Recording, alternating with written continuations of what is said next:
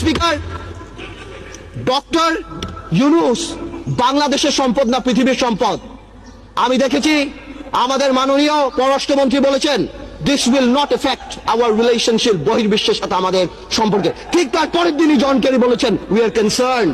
23 জন কংগ্রেসম্যান বলেছেন we are concern. বহির্বিশ্ব ফোন উঠে ঝগড়া করবে না, এটা তাদের diplomatic language, that we are concern, we are looking into the matter. Doctor Yunus আমাদের মতো না।